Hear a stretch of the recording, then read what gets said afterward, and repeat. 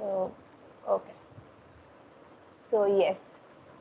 So, previously, in the previous week, we talked about the AI, a general overview of AI, how AI is different from the human intelligence, what we human can do that AI cannot do, and vice versa.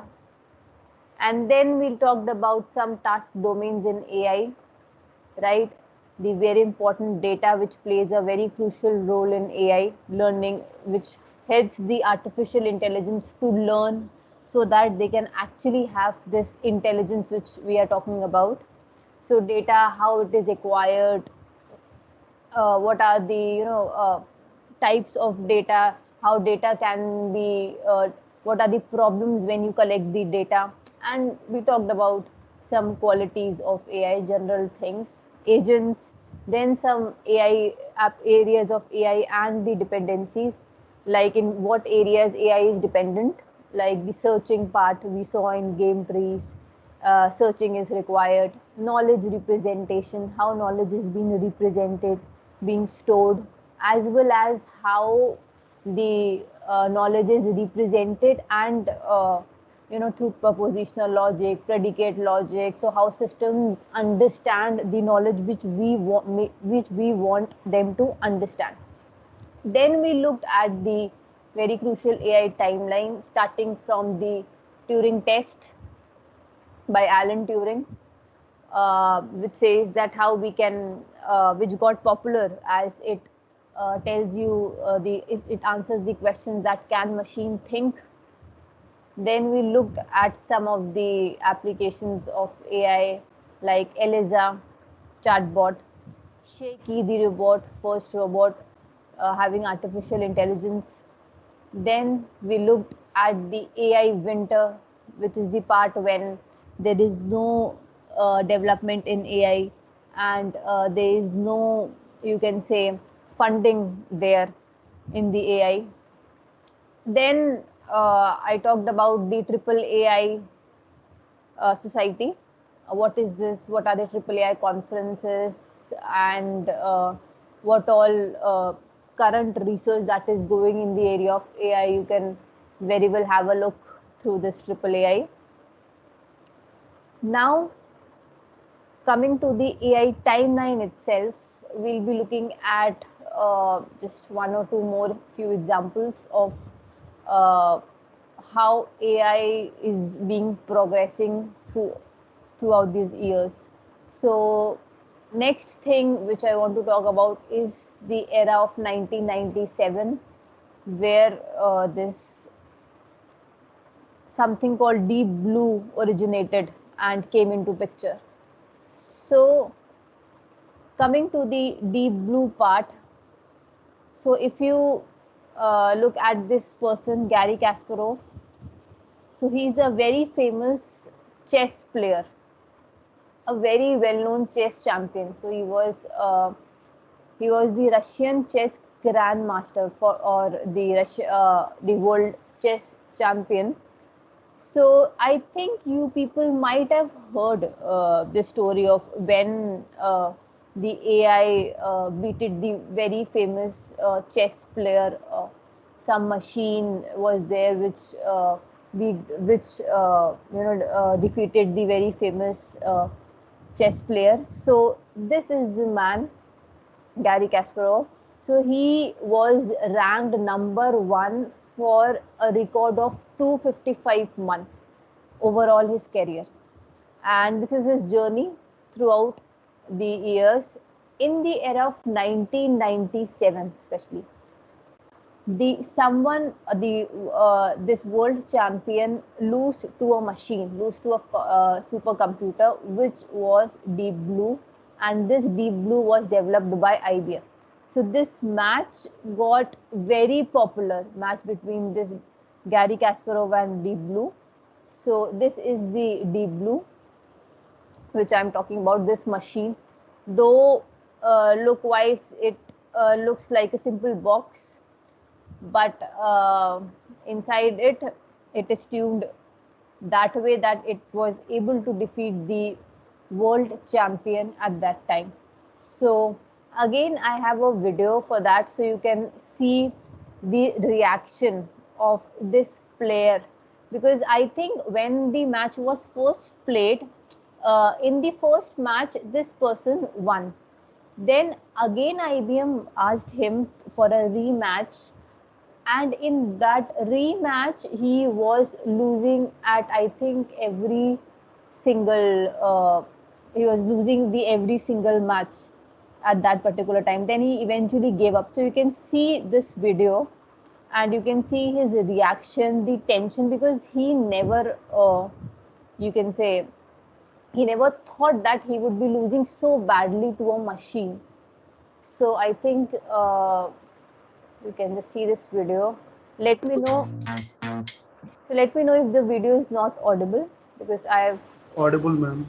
Okay, so you can see this. The world was paying a lot of attention, and we weren't quite used to that. Chess events never get covered like that.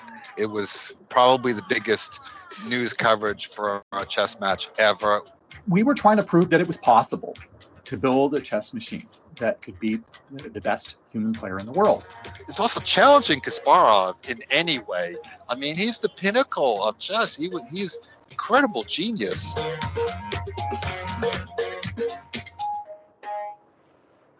There were people who, even if just a few years before, said it was going to take decades to do. The chess world all expected Kasparov to win because the human had always won before.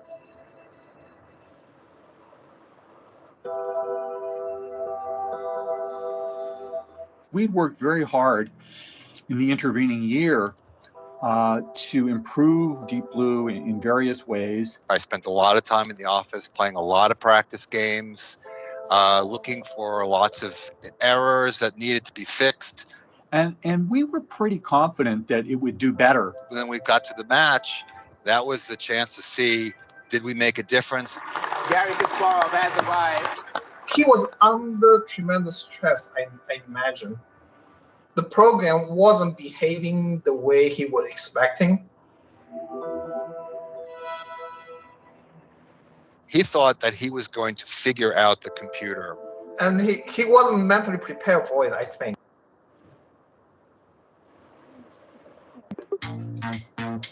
The world was, we'd worked very hard to improve Deep Errors that needed to be to see, did we make a difference? Garry Kasparov has arrived. He was under tremendous stress, I imagine. The program wasn't behaving the way he was expecting. He thought that he was going to figure out the computer. And he wasn't mentally prepared for it, I think. I mean, the whole game was surreal. What was he doing? It didn't really make any sense. Whoa! Deep Blue has instantly sacrificed with knight captures e6. Deep Blue was just sitting there and just keep on attacking, just moving pieces around. And he knew he was in trouble. But at the end, Kasparov he stands up, he starts gesturing, he looks over at his mother. I think having your mother in the room where you're playing an important chess game is not a great idea, as much as I love my mom. I was dumbfounded and elated at the same time. I was dumbfounded because I never see him behave that way. He never imagined the world champion and actually somebody I have great respect to be just raising his hand up in surrender.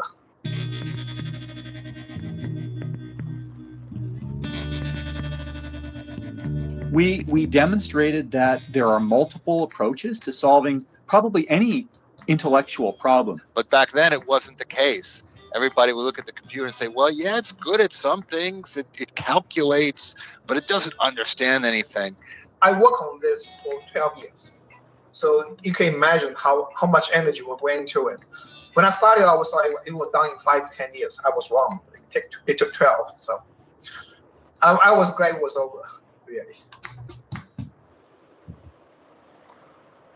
So yes, this was the Deep Blue versus Kasparov, and especially after this match.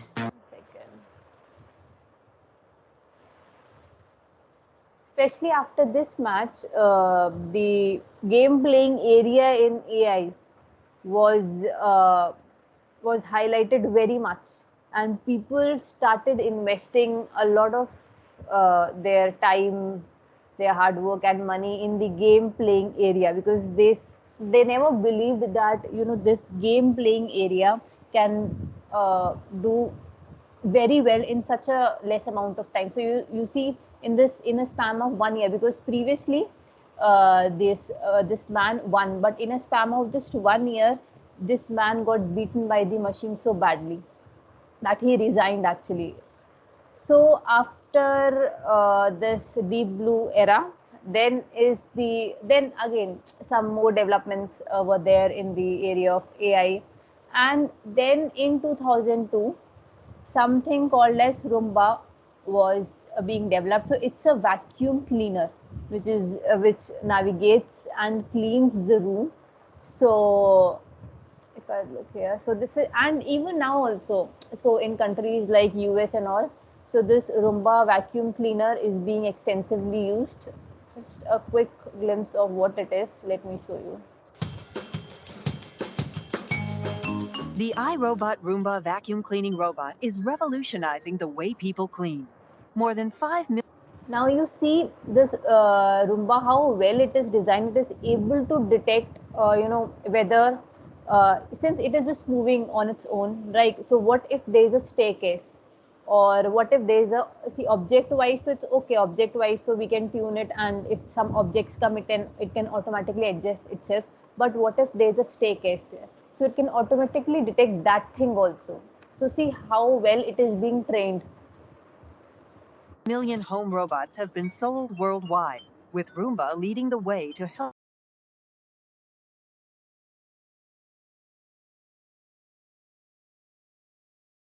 the revolution. And let Roomba help you do the dirty work. Roomba's cleaning head automatically adjusts to clean carpets, hardwood, tile, and linoleum floors as it moves through your home. Roomba picks up an amazing amount of dirt, pet hair, and other debris with its patented 3-stage cleaning system. A spinning side brush cleans along wall edges.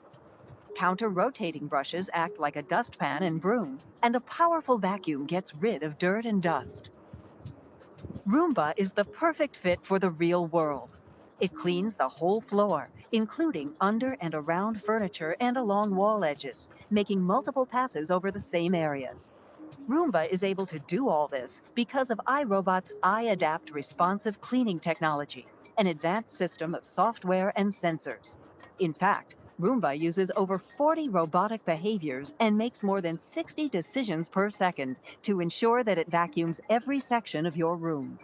Additional iAdapt features include Roomba's light touch bumper technology, which discerns soft barriers from solid barriers, allowing Roomba to go under curtains, comforters, bed skirts, and couch skirts.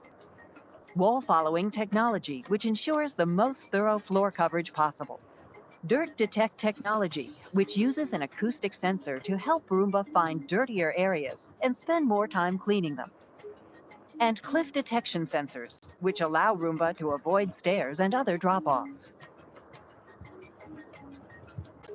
Roomba is very easy to use. Just press the clean button and let Roomba help you do the dirty work. Roomba's anti-tangle technology keeps it from getting stuck on cords, carpet fringe, and tassels. Roomba knows which areas to clean and those to avoid. Virtual wall technology keeps Roomba in the rooms you want to clean and out of the ones you don't. Roomba's Spot Clean mode quickly cleans concentrated dirt and debris.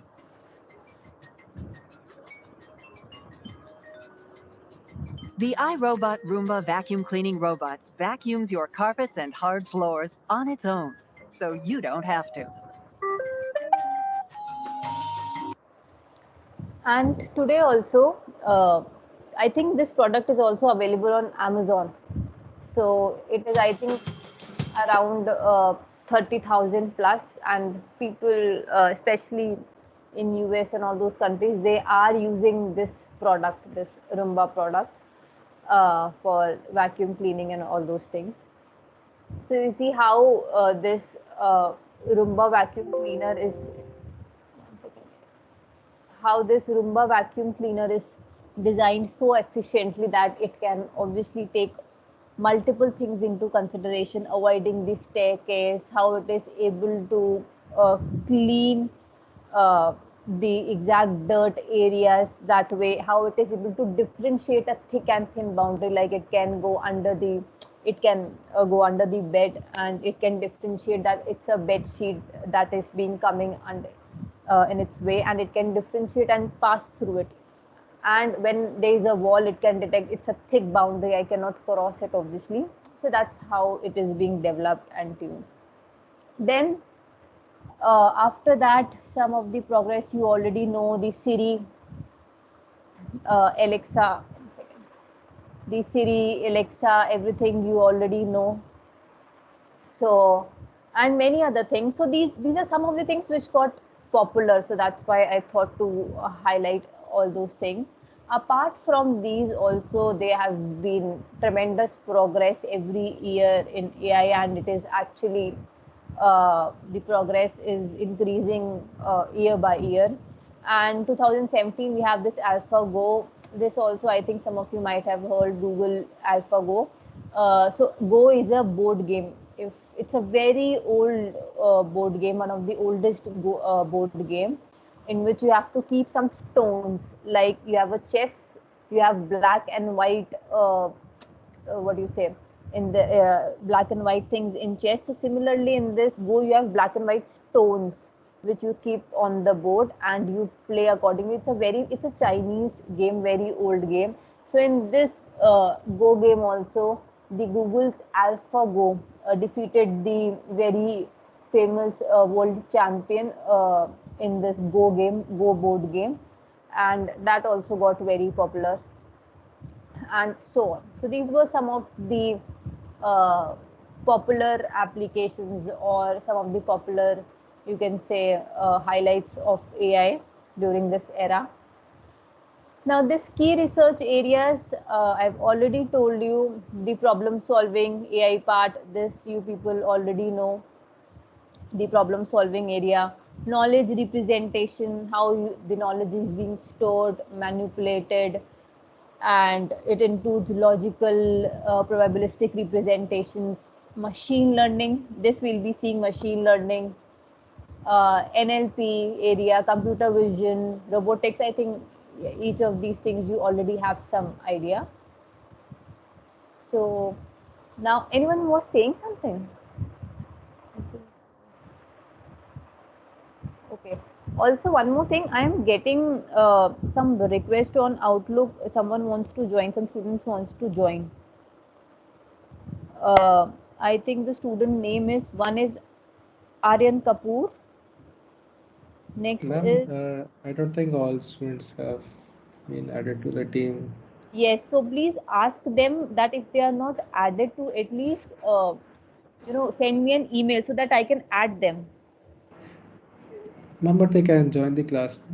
That's fine. Uh, that I is mean, up to they'll them. send that to I just you. got the request, so I just want to tell them that in case you are not added in the MS team, just please mail me on the Outlook. I will be adding you in the team classroom. Okay, so any They one of you, can join via the link also, no? Teams link. they can join any which ways, but still I got 3 to 4 requests in this, so that's why I thought to tell. The names are Anshuman Agarwal, Kuldeep Vashisht. So all these things, if all these people, Yash Bansal too. So 4 to 5 requests I got. So in case you are not there, any problem you are having, not able to join or any such thing, please message me on Outlook so that I can add you accordingly in meeting, or let's say in classroom, whatever problem you have. Okay. Next thing in this area is the this I think many of you know, already know, that AI is composed of many things apart from just, not only just the machine learning part. So whenever we talk about AI, we usually have this machine learning part only. So in machine learning, obviously we have some things like neural networks. This also many of you might have heard. Evolutionary algorithm. Have you people heard about the evolutionary algorithm? These are also very famous evolutionary algorithms.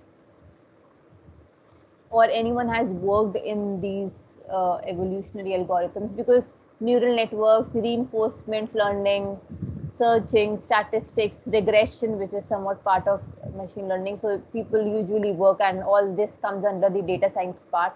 Anyone having any idea of evolutionary algorithms? What are these algorithms? Or I've worked with it. Okay, so the next slide basically talks about them only. So basically, if you have heard about the term heuristic in machine learning, so heuristic is to get an approximation. A normal meaning, a dictionary meaning of word heuristic is to have some approximation, like anuman lagana, right? It's the core Hindi translation of the word heuristic. So if I talk about the heuristic word, so since this area of AI, we deal with such complex problems that it is not necessary that we can have the exact solution for every problem. So in that case, we usually go for to have a good enough solution, maybe to a specific problem. Depends on the problem. So we can have a good enough solution also. So again, this good enough solution comes under the area of heuristic and meta heuristic. Meta heuristic are somewhat a one step ahead of the heuristic solutions. So there is not much difference. But these heuristic or meta heuristic algorithms, they usually help in the optimization area to get the optimized, let's say, features. So if you remember, we talked about the data part here.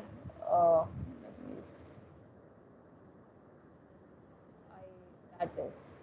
So if you remember, we talked about the data part, that what is data, yes, how we behave with data. So yes. So if you remember, we talked about this data part, that you need, these are the features, like if I want to predict the price of my house, so these will be the features. What could be the size of the house, how many number of bedrooms are there. Based on this combination, we get the price, right? So there could be multiple features that way for our problem set. And when we want to make our machines learn, so we do not, suppose in our problem we have 1,000 such features, which eventually, these 1,000 features eventually affects our this final price, right? But are all those 1,000 features important and equally affect this price column which we want to predict? No. Also, if we have multiple features, then that way training the algorithm becomes much more difficult. We'll be having much more data, feeding them with much more data. So that way, what we want is, we want only those features which are actually important and which are actually impacting the price. Let's suppose I have one more feature here, that is number of kitchen, and let's say number of kitchen has value 1 in every column. So that way, number of kitchen is not impacting this final price, because there's only one kitchen in every case. Let's suppose. Okay, so in that case, I want to remove that column. Similarly, I might have multiple such columns or features which are there for predicting this final price value. But I want to have only the best features out of them. So there are many techniques, and this area is known as feature engineering. So if you talk about the machine learning part, there is a separate area inside it which is known as feature engineering, which people usually ignore.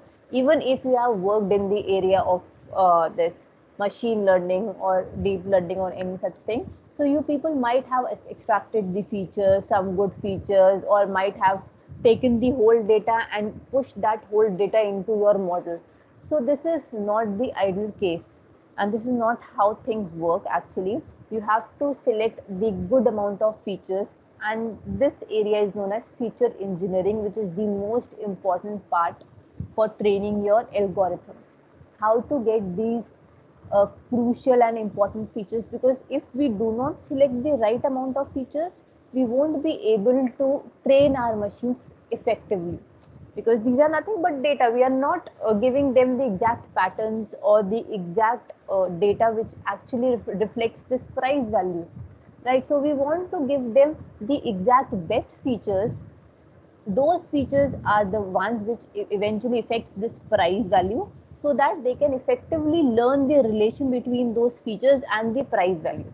And next time when they are given any features, they can automatically predict that price. So thereby, this area of feature engineering is very important in machine learning, and half of us, we simply ignore it, and we just simply use either all the data set or select any method which is there online available. Let's say we have this method, one method to select the features, PCA, few people might have heard. Let's say let's just use it and get the features. So this is not how things are done. So even these features, they are visualized in a 2D graph. So this ideally these features are not in a 2D space, but we make them or we draw them in a 2D space so that we can see how these features are actually related among themselves. So there is a whole new research in this feature engineering part. So coming to this feature engineering part, why I talked about, because this area of meta heuristic, this area of meta heuristic deals in this feature engineering part the most. It helps to get the optimal features. So it is usually clubbed with some feature extraction algorithms that are already there. So we club these algorithms with those to get the optimal feature set, because they help in giving us the optimized value, the good values. Now the thing is, this area of meta heuristic is divided into several algorithms. So you just have to have a rough idea of this algorithm. You don't have to go to each algorithm or study about this algorithms. No one no one, I think, in this world knows each and every algorithm that is there in the AI part.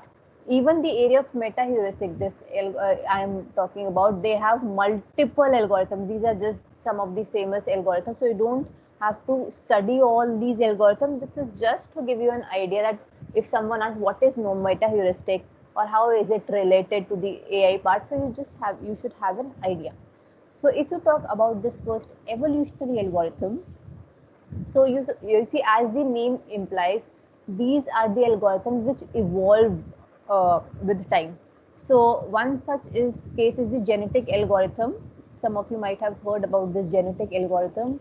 So genetic algorithm is based on the behavior of the humans. Like we humans, we inherit our characteristics from the parents, right? And whenever a child is born, so you have chromosomes interacting, some of them die, some of them survive. That is the survival of the fittest. Who survives, who dies, that is the survival of fittest, which is everything that is there in this genetic algorithm. Same pattern in which human beings behave and are evolving with time, because this is the phenomenon how humans evolve with time, how our population is growing, the whole genes part, chromosomes, everything that comes here. Now imagine, based on this whole strategy, we have devised an algorithm in the same behavior as the humans have. Like we inherit from our parents, what characteristics we inherit. They are not all the characteristics that we inherit from, let's say, our mother, or let's say only from our father. So we inherit, let's say, some of the characteristics from mother, some from father, or some major from father. Everything depends. So that's based on all this phenomena. We have developed an algorithm known as genetic algorithm, which we use in this AI part to train the machine. So these are the evolutionary algorithms. Similarly, we have swarm intelligence algorithms. Now these algorithms, swarm intelligence and these bio-inspired, they are inspired by the behavior of animals. Now this was inspired by humans. These are inspired by the animals. So animals, like if I talk about the ant colony optimization, so this is inspired by the behavior of ants.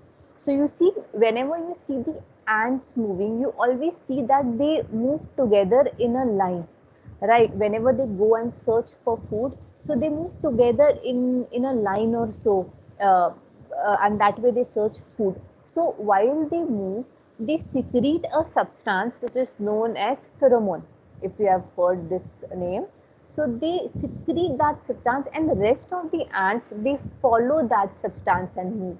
So that is how they move. They can move even if one ant is, let's say, has lost the path, they can immediately look out for the substance and follow that particular way. That's how they always move together. The flock of birds which you see, birds are moving in the sky, on birds are moving in the sky, you see, many a times they are moving in a pattern, right? So that's how, based on this particular behavior, this whole phenomena of birds, of ants, we have devised these algorithms which are swarm intelligence, which use this particular behavior of a specific insect or animal. So if you look, search for these algorithms, even this firefly algorithm or bat algorithm, so this is inspired by the behavior of fireflies. So fireflies, jugnu, which you people might have seen when you were small, maybe. So how they emit light. So they emit light and they attract each other. So based on this behavior, we have devised a firefly algorithm. Based on the behavior of bat, bat cannot see. So how they are able to identify where is the food or any other, where is the prey. So they, how the sound, so they how the sound is being reflected and comes back to them. So this is how bat moves. They listen to the sound waves. So based on that pattern, you have the bat algorithm and many other algorithms that are being developed based on the behavior of whales. Also, the algorithms have been developed. So you can go and search these algorithms. So you can see, based on all these algorithms, I don't think there is now any such animal or insect that is left, that is not being used. So majorly, many of the uh, insects or animals, their behavior have been studied and new algorithms have been proposed and used, and they have been clubbed with the existing, let's say, feature extraction algorithm to get you the optimized features. So you can definitely work in this area to see how exactly they are behaving, or they are able to get these good features for you. So, and even some of the and if you study these algorithm, you can definitely come up with some other algorithm on your own based on the behavior of some other animal, maybe, which have not been studied. So you can definitely look and try for these algorithms.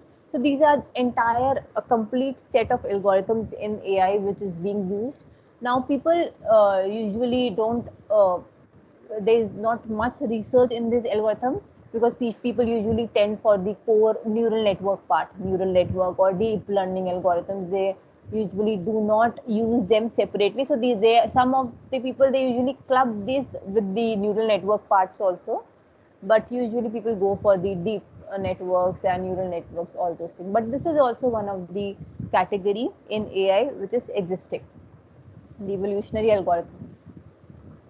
Now, the famous area which is actually being used, the artificial intelligence, you can see, is the biggest, is the main area. Under the artificial area, we have machine learning. So machine learning is the sub field or the sub part of AI, and you can see inside the machine learning we have the deep learning.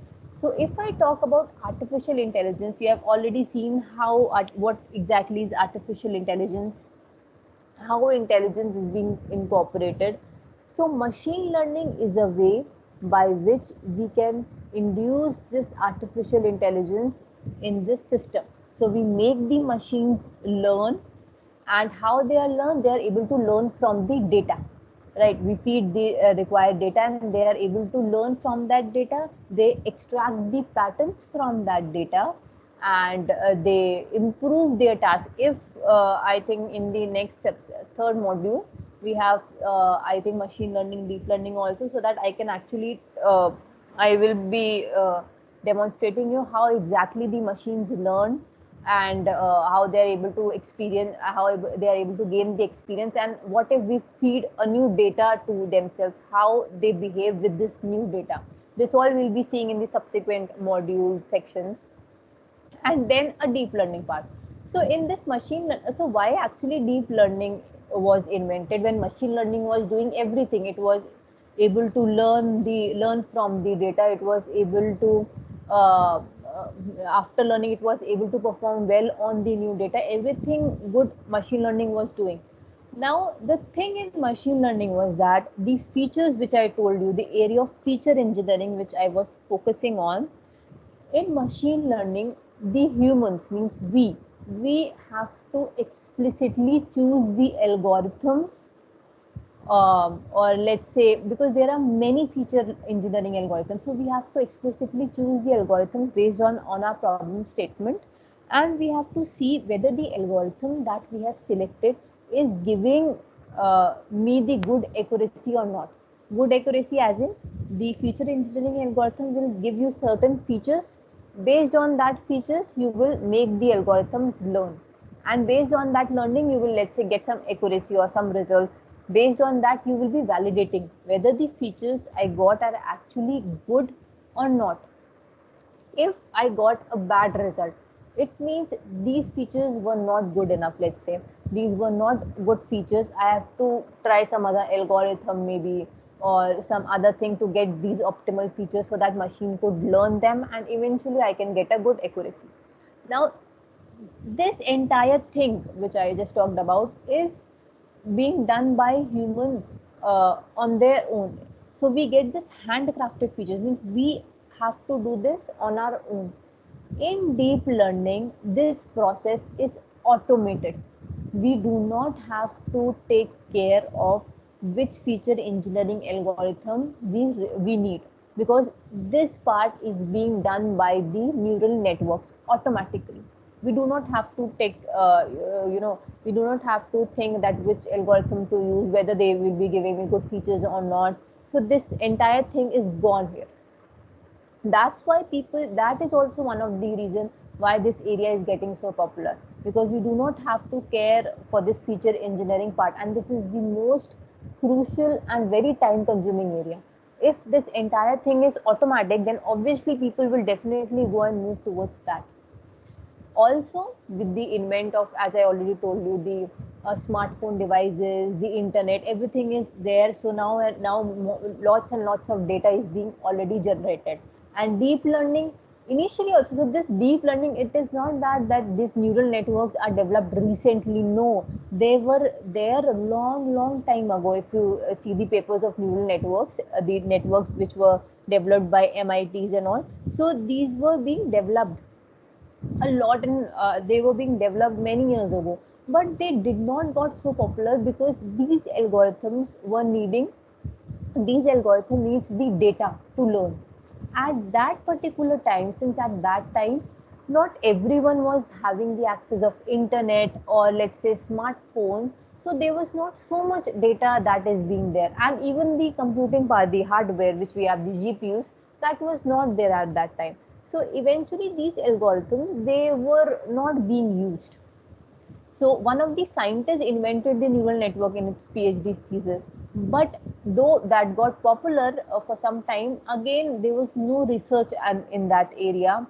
The winter phase came because there was no data. Actually, they were not able to generate the data. So how they will make the machine? How they will use the algorithms and make the machine learn? Eventually, in this era now, today itself, from last, let's say, 5 to 6 years, especially, these algorithms, they were being used first, especially in the area of computer vision. They got popular because you were having the data, images and videos all over the world, and people now, so we usually, we can any day take a snapshot and upload on the internet. We that's how that's I mean, easily everything is available for us. We have smartphones, we have internet, every one of us. So that's why from past 5 to 6 years, this deep learning era got so popular.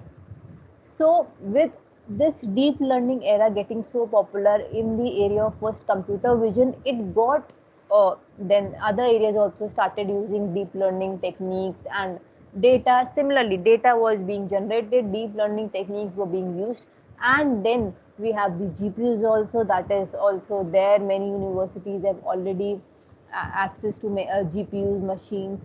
So that's how the things were making sense and everything came into picture. And the area of deep learning is so much into consideration now.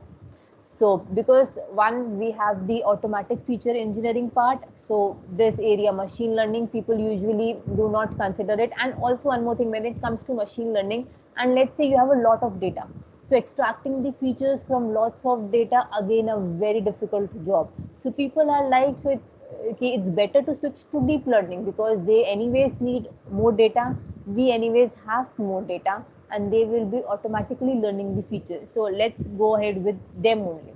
That's why there's so much these areas are getting so much popular. Now this I already told you the conceptual view of AI, how AI able to get the data from the environment, process it, and then can get the data back to the environment. You can just study it, nothing new. Now some AI system illustrations. So if I talk about the credit scoring system, or let's say you go to a bank and you apply for a loan, let's say, or you have to make a credit card payment, or the credit limit which you get. So every one of you might have, if you will have credit cards with your father, you see each there is a limit defined with every credit card, right? Or even for loans also, like if people apply from home, some will get message that you are eligible to get, let's say, get a loan of 6 lakhs, some says you are eligible to get a loan of 10 lakh maybe, some even 15 to 20 lakhs. Now this entire system, how this value is being decided, everything is being done by this artificial intelligence. So one such area, or one such you can say algorithm that is being used is the decision trees, which we'll see. The decision trees are the you can say algorithms that are there in the machine learning part. So they are something, you can say, yes. Anyone wants to ask? That's what anyone wants to say. Okay, so decision trees are something you can have the if else rules kind of things. Very vaguely, I'm telling you. You have trees, you have branches and tree kind of structure. If then else kind of structure you can have. So how this is decided to, let's say, give you what amount should be given to this person as a loan. So this is done by looking at, let's say, various parameters here. Now again, these parameters here could be the features. Let's say, what is your current, how much money is already there in your account currently, this could be one of the feature. Second, what is your income? Okay, how much you get monthly, this could be your second feature. Third, what is your credit score? So if you have a credit card, you will be having a credit score. Credit score is calculated that, let's suppose you make a payment from your credit card, then in how in let's say how many time you take to again give that payment back to your to the bank through the card, how in how many duration you are able to complete that your credit card payment, and whether you take any, or whether there are any delays, or let's say any other factors that are being taken into consideration. So all these things, they come together and they can be used as the features, like your income, your present you can say balance in your account, your credit score, all these things can be the feature. Based on these features, they give you the final amount, that is which loan should be given to you, how much loan should be given to you, whether for 6 lakhs or 10 lakhs or 15, whatever. So again, you can use any machine learning algorithm. Let's say I use the decision tree algorithm. So it takes the different features, it processes it, and then it gives you the exact amount. Let's say this much should be given to you as the score. So this is how AI is being used in the credit scoring system or the loan system in banks. So this was one such example of how these different features are being used. So again, now how they are able to give this amount to you? So initially also the bank must have given the machine some historical data, or the machine was trained on some historical data of people profile. So already some people profile was given to the machine, and whether they repaid the loan or what amount of loan was given to them, whether they repaid it or not. So based on this entire data, the model was being trained, model was being tuned. And then when you have this trained model with you, you use it to get the current loan amount, or the what should be the loan amount for the current customer based on his profile. Like for me, if I want a loan, so my profile data is what is my salary, what is my current bank balance, my credit score will be given to the model, and based on that one value will be given to me, that you are eligible for this much loan only. Because based on the model's calculations and everything, the model says that with this much loan she will be able to repay this loan in this particular amount of time. So that's how in bank the AI system is being used. Next is the autonomous driving system. In autonomous driving system also, let's suppose initially, so this when you talk about this autonomous driving system, so the first autonomous driving system, what happened was, this a very famous scientist who developed this first autonomous driving car. So it ran for few miles only. He took that car in a coastal region, and it drove that car for few miles only. And what he did was, he placed one camera on the near the, I think, rear view side, where the rear view mirror is. So it placed that camera on that particular size on that particular site, and the camera used to get the picture of the surrounding, the current surrounding that is being there. So how fastly it is, the camera was able to take the pictures from the surrounding. It in milliseconds it used to keep on taking the pictures, and those pictures were fed into the neural networks, and the neural network used to learn from that patterns, and based on the pixels, because in an image is nothing but a set of pixels, right? So based on those pixels, the neural network was able to learn the patterns and give the output in the form of, let's say, what should be the driving speed, and it adjusts the speed of the car accordingly. It used to adjust the clutch accordingly. So based on that, so similarly the input was taken by the cameras, the processing was done by the networks, and the output was in the form of the speed, or let's say the movement of the car, the clutch and everything. So see how fastly everything was used to done that, and it ran successfully for few miles also. So this that was the first development in this autonomous driving car. So this is how, again, based now, so we obviously have much more. We have sensors, we have good cameras, we can capture the depth images, RGB images, and now so there's lots and lots of process. So this is how AI is also being used in the autonomous driving system also. Now this is again the AI system life cycle, which is almost equal to, see, AI system life cycle. Designing an AI system means you are actually doing something or coming up. And This is, yeah. now we have another class starting in a minute. Okay, then I'll